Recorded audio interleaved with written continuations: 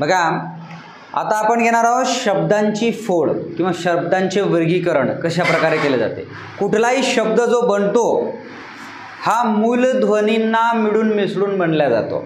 पहिले मूलध्वनीचे काय बनतात, वर्ण, वर्णांचा काय बनतो, एक अक्षर, अक्षरांपासून शब्द, शब्दांपासून वाक्य, आलं लक्षात, आणि वाक्यांपासून पॅराग्राफ, पॅराग्राफपासून अख्खे पुस्तक, आलं लक्षात। हां बघा आता इकडे शब्दांची फोड करणे,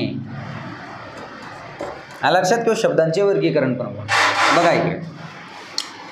आता याच्यामध्ये स्वर, व्यंजन,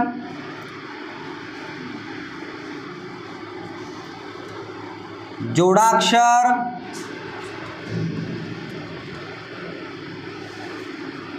मूलध्वनी। आता यापूर्वी मी तुम्हाला शिकवलेलं आहे स्वर म्हणजे काय, व्यंजन म्हणजे काय, जोडाक्षर म्हणजे काय, मूलध्वनी म्हणजे काय। तर कारण हे शब्दांची जेव्हा आपण फोड करू तर ह्या सर्वांचा आपल्याला तिथं वापर करावा लागेल किंवा सर्व आपल्याला तिथं उपयोगी पडणार आहेत। स्वर म्हणजे काय, एकदा पुन्हा आपण रिवाइज करून घ्या। स्वर म्हणजे काय, कोणताही वर्ण बोलताना मुखातील कुठलाही भाग, मुखातील कुठल्याही भागाची स्पर्श न होता जो वर्ण बाहेर पडतो त्याला स्वर असे म्हणतात। व्यंजन म्हणजे काय, स्वरांच्या साह्यात वाचून जे निघणारे वर्ण असतात त्यांना व्यंजन असे म्हणतात। व्यंजनालाच परवर्ण किंवा स्वरांत असे म्हणतात, कारण व्यंजनाच्या शेवटी व्यंजनाच्या शेवटी त्यांना अक्षरत्व प्राप्त होण्यासाठी स्वरांची आवश्यकता भासते, म्हणून त्याला व्यंजन असे म्हणतात, बरोबर आहे की नाही। बघा आता, आणि जोडाक्षर दोन व्यंजन किंवा दोनपेक्षा जास्त व्यंजन प्लस स्वर मिळून तयार होणारा जो काही वर्ण आहे त्याला जोडाक्षर म्हणतात। आणि मूलध्वनी म्हणजे काय, मूलध्वनी म्हणजे काय, जेही तोंडाद्वारे आपल्या जे काही वर्ण बाहेर, संकेत बाहेर पडतात, वर्ण बाहेर पडतात त्याला मूलध्वनी म्हणतात, बरोबर आहे। बघा आता एक शब्द सांगतो, एक सोपा शब्द सांगतो, मग आपण कठीण प्रश्न घेऊया। पहिला आहे शब्द महान, हा एक शब्द आहे, आला लक्षात। तर हा जो म हा जो अक्षर आहे याला अक्षर म्हणतात ना, याला अक्षर म्हणतात। तर अक्षराची निर्मिती कशी झालेली आहे, व्यंजन प्लस स्वर। अक्षराची निर्मिती कशी झाली आहे, व्यंजन प्लस स्वर। तर व्यंजन म पाय मोडलेला प्लस स्वर अ काय झालेला आहे, म। तर म हा काय आहे, अक्षर आहे, म काय आहे, अक्षर आहे। मग आता हा, तर इथं ह पाय मोडलेला त्याला आची मात्रा काय झालेला आहे, हा, आणि न पाय मोडलेला त्याला अची मात्रा काय झालेला आहे, न। म्हणजेच म पाय मोडलेला अ हा स्वर प्लस ह पाय मोडलेला आ हा स्वर प्लस न पाय मोडलेला अ हा स्वर, म हा न, म हा न, सगळा मिळून काय झालेला आहे, महान, आला लक्षात। हा महान हा शब्द या मूलध्वनीद्वारे बनण्यात आलेला आहे, त्याला लावा दाराला। तर आता इथं प्रश्न असे विचारले जातात की एकूण स्वर किती, एकूण व्यंजन किती, एकूण मूलध्वनी किती, एकूण जोडाक्षर किती,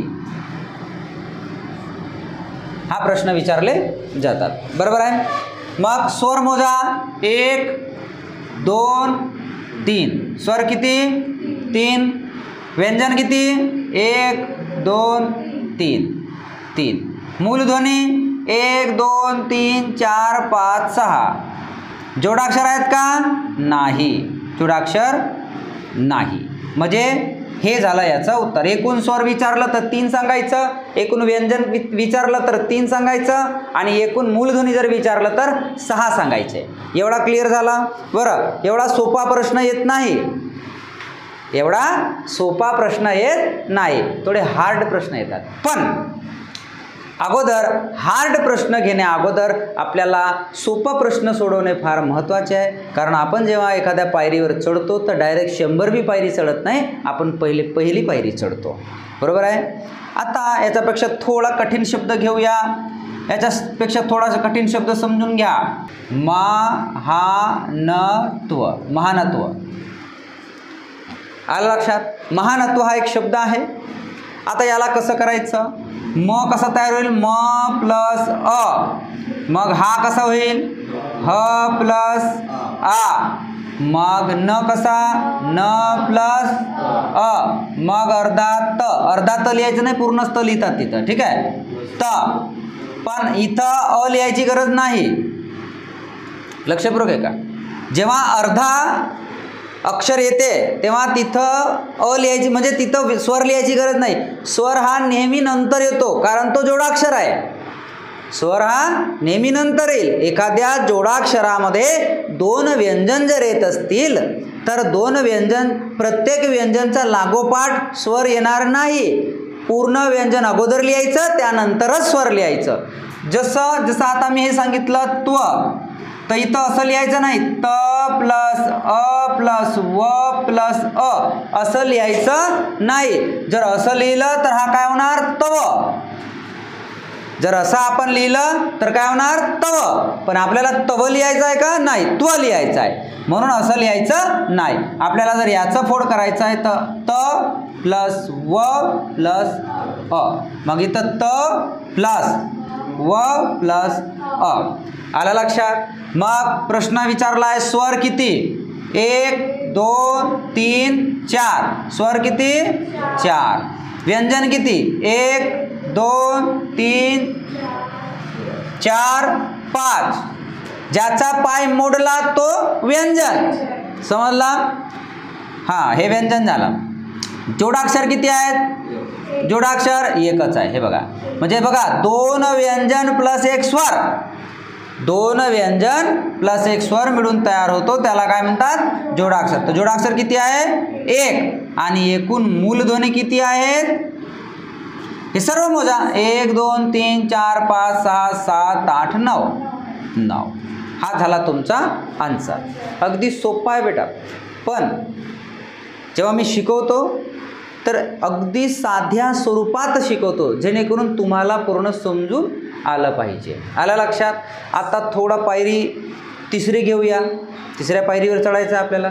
मग कोणता शब्द आहे, संत. आता या शब्दाचा आपल्याला फोड करायची आहे की कशा प्रकारे करतो आपण. आता हा इथं काय आलेला आहे, अनुस्वार आलेला आहे. आणि अनुस्वार म्हणजेच काय, अनुस्वार म्हणजेच काय, अनुस्वार म्हणजे काय, स्पष्ट आणि खणखणीत उच्चार जो असतो त्याला अनुस्वार असे म्हणतात. मग अनुस्वार आणि हे विसर्ग कशात येतात, स्वरादीमध्ये येतात. आलं लक्षात. अनुस्वार आणि विसर्ग कशात येतात, स्वरादीमध्ये येतात. आणि स्वरादीची व्याख्या काय, स्वर आहे आधी असा तो. स्वर आहे आधी असा तो, त्याला म्हणतात स्वरादी. बघा आता, स्वर आहे आधी म्हणजे बघा, म्हणजे स प्लस अ प्लस अनुस्वार. बघा, स्वर आहे आधी, आधी म्हणजे अगोदर आहे की नाही, स्वर आहे आधी असा तो म्हणजे स्वरादी. स्वरादीमध्ये अनुस्वार आणि विसर्ग येतो, तर त्याच्यापैकी हा एक आहे अनुस्वार. स्वर आहे आधी, मग आहे त प्लस अ. म्हणजे अशा प्रकारे आपण संतची फोड करू शकतो. तुला समजलं कशा प्रकारे केला. स्वर आहे आधी म्हणजे याचा अगोदर स्वर असायला पाहिजे, ठीक आहे, म्हणून आपण हे केलं. आता इथं स्वर मोजा किती आहेत, स्वर 1 आणि 2. स्वर किती आहेत, 2. व्यंजन किती आहेत, 1 आणि 2. आणि स्वरादी किती आहेत, 1. स्वरादी हा एकच आहे. आणि मूलध्वनी किती आहेत, 1 2 3 4 5. मूलध्वनी आहेत 5. असा प्रश्न येतो. अशा प्रकारचा त्याचा फोड करू शकता तुम्ही. बरोबर आहे. समजला का नाही तुला. कन्फ्युजनमध्ये राहायचं नाही, आपल्याला बिलकुल समजला पाहिजे आपको, ठीक आहे. हां, आता त्याच्यानंतर दुःख हा शब्द आहे. दुःख. तर याचं वर्गीकरण कसं करणार किंवा याची फोड कशी करणार, दुःख कशी करणार सांगा. पहिले काय लिहायचं, द, मग उ, मग मोठा नाही हा दू इकडचा आहे ना, लहानच येणार. मग हा विसर्ग, मग हा ख व्यंजन आणि त्याच्यामध्ये अ हा स्वर. झाला की नाही. द प्लस उ, दू हा विसर्ग, ख प्लस ख. झाला की नाही दुःख. मग एक आणि हे एक दोन आहेत व्यंजन, उ आणि य दोन आहे स्वर, एक आहे स्वरादी आणि टोटल मूलध्वनी किती आहे 5 मूलध्वनी. एवढा समजला. बघा छोटे छोटे छोटे छोटे शब्द घेऊन आपण ते सॉल्व करतो. आता थोडा मोठा घेऊया कारण आपण आता चौथी पायरी आली आहे. बघा आता महाराष्ट्र, महाराष्ट्र, महाराष्ट्र हा एक शब्द आहे. ठीक आहे. आता महाराष्ट्राची फोड कशी करणार. म हा रात बरोबर आहे, एकदम सोपा आहे. म हा रात बिलकुल काही करायची गरजच नाही आहे. म अ ह आ र आ बस. आता तिथं गाडी थांबली, ब्रेक लागला तर समोर कशी जाईल. पेट्रोल टाका. आता पेट्रोल टाकल्यावर समजमध्ये येईल कसा होणार. आता कसं करणार बघा. शब्दांची फोड. आता हा जो स्ट्र आहे ना, हा स्ट्र तर पहिले काय येणार श, मग ट, श ट र अ. शटर अ म्हणजे स्ट्र, शटर अ म्हणजे स्ट्र.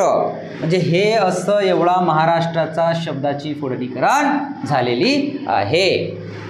मग आता इथं मोजा. स्वर किती, व्यंजन किती, जोडाक्षर किती. स्वर किती 1 2 3 4 स्वर आहेत 4. व्यंजन मोजा 1 2 3 4 5 6 व्यंजन आहेत 6. मूलध्वनी मोजा. जोडाक्षर आहे 1, जोडाक्षर किती आहे 1. मूलध्वनी मोजा 1 2 3 4 5 6 7 8 9 10 मूलध्वनी किती आहेत 10. एवढं समजलं. कोणाला नाही समजलं. समजलं का. समजलं सगळं. आता एक शब्द देतो धृतराष्ट्र. धृतराष्ट्र याचं सांगा तुम्ही. आता याचा आन्सर तुम्ही पण सांगा रे लाईव्ह विद्यार्थी, सांगा धृतराष्ट्र.